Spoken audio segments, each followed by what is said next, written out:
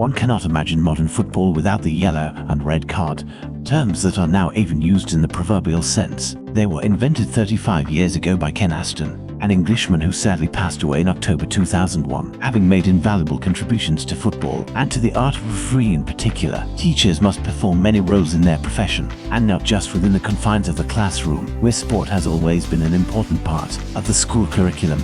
Teachers often assume the role turned 20 and was new till 1962, or in England 1966.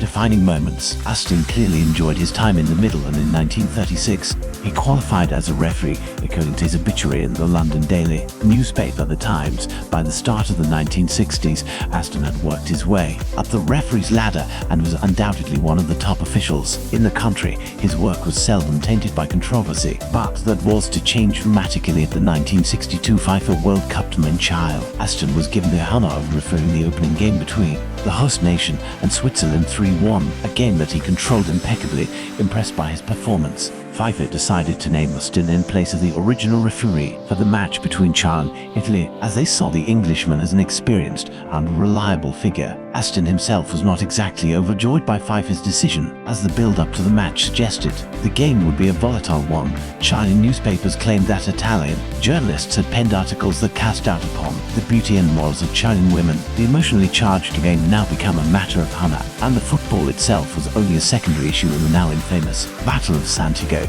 "I wasn't reffing a football match, I was acting as an umpire in military maneuvers," he was to remark in later years.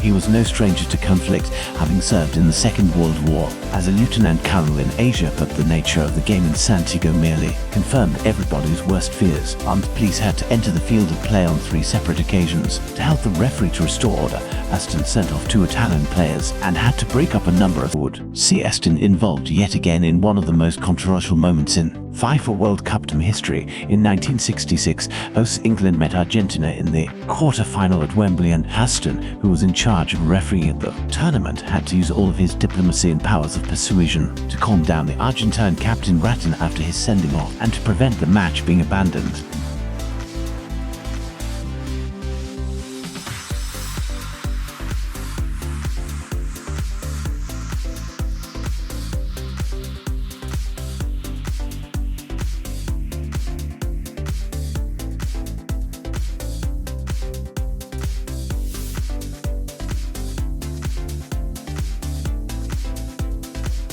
The controversial game also took on greater significance when match reports and newspapers claimed that the referee had booked both Charlton brothers, Bobby and Jack. Apparently, the referee had not indicated this publicly, and England manager of Ramsey approached FIFA for clarification. It started a train of thought in Aston's head too. He began to think about ways to avoid such problems in the future. "As I drove down Kensington High Street, the traffic light turned red. I thought, yellow, take it easy, red, stop, you're off." A born teacher, yellow and red cards were introduced at the 1970 FIFA World Cup in Mexico and have since become part and parcel of the game. But we would be doing Mr. Aston a great disservice if we limited his influence on refereeing football's his famous brainwave. Aston was a born teacher and spent most of his career at Newbury Park County Primary School in Essex. As an instructor for FIFA and other organizations, he was also able to pass on his knowledge and experience over the years. He was a respected authority on the laws of the game, and he even appeared in court to advise on the question of whether 2 players had their careers ended prematurely by reckless tackles. Football remained his life though, and "No, I am a bloody old fool," he once said when admitting that football was still in his blood.